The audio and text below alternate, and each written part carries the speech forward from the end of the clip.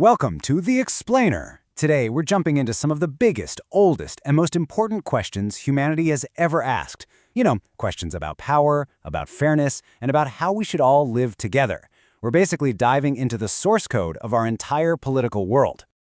So we're going to try and map out the vast landscape of Western political thought, and I absolutely love how the scholar Andrew Hackert described it. He called it a never-ending conversation. Just picture it for a second. Plato arguing with a modern blogger, or Machiavelli debating a 21st century CEO. For thousands of years, these brilliant minds have been building on and tearing down each other's ideas, and we're about to jump right into the middle of that conversation. And like any truly great conversation, this one keeps circling back to just a few huge, timeless questions. They're the fundamental puzzles of society, the kind of puzzles that every single generation, including ours, has to try and solve for itself. So here's our game plan. First, we're going to tackle the most basic building block of it all, the state. Then, we'll get into the quest for a fair society. After that, we're going to dig into the really tricky puzzle of power. And finally, we'll wrap it all up by asking why any of this still matters in our world today. Okay, let's dive right in with the first fundamental question, one that really sits at the very foundation of all politics. What is the state even for? At its most basic, you can think of the state as kind of like the operating system for a society. It's the whole collection of institutions, parliaments, courts, the police, that writes the code and enforces the rules we all have to live by. It's the essential framework for order. And this is where it gets really interesting. The second you ask why we have a state, all that agreement just shatters. Is it here to be a guardian of our freedom? Or is it actually a tool of oppression? Or is it something else completely? This one question has sparked three radically different answers that are still driving our politics today. And you can see that clash of ideas right here. On one side, you've got the liberal view. Here, the state is basically a security guard for our rights. Its job is to protect our liberty and our property, and that's pretty much it. Then, bam, in comes the Marxist critique saying no way. The state isn't a neutral guard at all. It's secretly working for the wealthiest class. And then you have the pluralist view, which sees the state more like a referee, trying to fairly balance all the competing interests in society, like unions, corporations, and community groups. Three totally different ways of looking at the exact same thing. All right, so that leads us to our next big question, which builds right on the first one. Once you have a state, what actually makes the society it governs a fair one? And this question immediately slams us into a huge tension right at the heart of what we mean by fairness. Do we want equality of opportunity? The idea that everyone starts the race from the exact same starting line and hey, may the best person win? Or do we want equality of outcome, where we care more about making sure everyone finishes kind of close together, even if that means giving some people a head start or redistributing the prizes at the end? It's a fundamental conflict. To try and solve this, the philosopher John Rawls came up with this just brilliant thought experiment. He asked us to imagine designing society from behind what he called a veil of ignorance. So here's how it works. In this original position, you are totally blind to your own future. You have no idea if you'll be born rich or poor, what your talents will be, what your gender is, or even what you'll believe. And the genius of Rawls's idea is that from this place of complete uncertainty, your own self-interest would force you to be fair.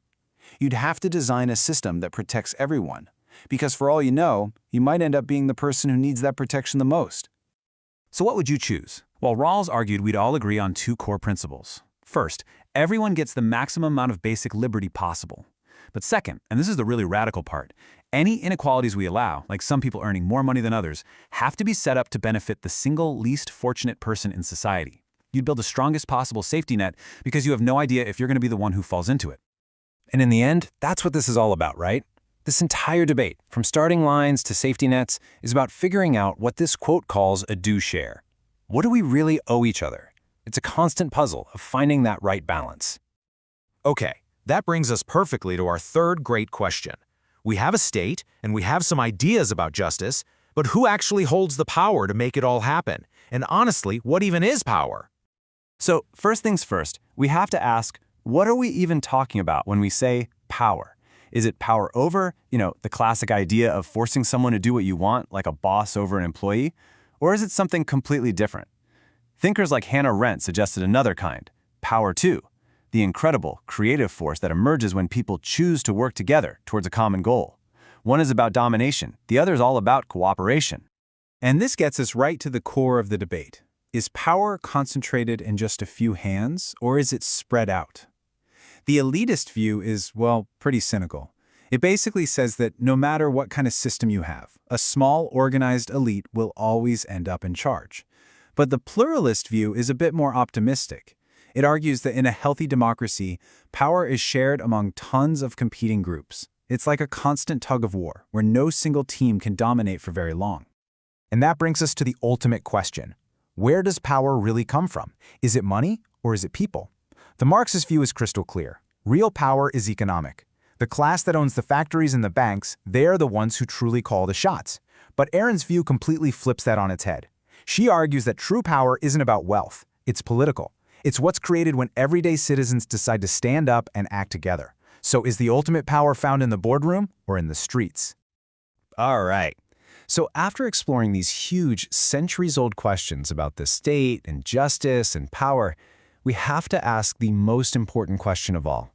Why does any of this actually matter for us, right here, right now? Because these aren't just dusty old theories in a textbook. They are the actual, literal blueprints for the world we live in. The different answers that societies came up with for these questions, those answers built the legal systems we follow, the governments we elect, and even the deep-seated beliefs we have about what's right and wrong. Seriously, the echoes of this great conversation are all around us. When you hear people debating the size of government, that's Locke versus Marx playing out in real time.